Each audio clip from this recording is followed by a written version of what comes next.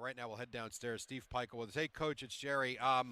We talked before the game. You were concerned about their depth of scoring, and it played out today. What'd they do so well? I mean, they're really good, first and foremost. Our defense has been spectacular over the last 5 games, and it wasn't today. Gave up too many open looks, gave up too much in the paint. I got to give them credit. I think he's done a fantastic job. You can't give up 81 points on the road. We scored plenty of points, to be really competitive. But, it's the first time in a while that, our defense just wasn't, where it needs to be. And it's always on the coach.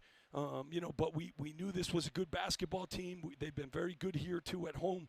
I thought Garcia made some big plays for him. I thought their big fella was spectacular. Tip of the hat to them.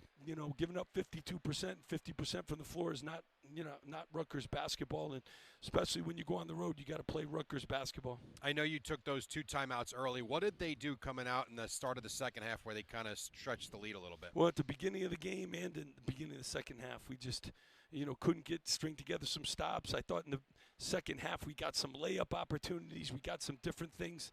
That could have kept us kind of hanging around a little bit, but, we didn't finish those things off. And you got to do that. You got to do that on the road.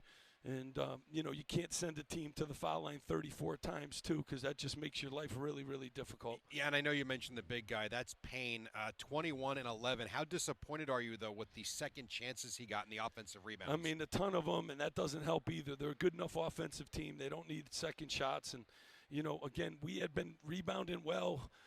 He is a big, strong Buffalo, though. He's a kid who's got power and strength. I've seen him do that. And, I thought we got a little bit fatigued, and we were not on our game the way we needed to be in order to keep them off the glass. And last one, Cliff, dominant in the first half. What did they do differently in the second half? Because it didn't look like he had much opportunity.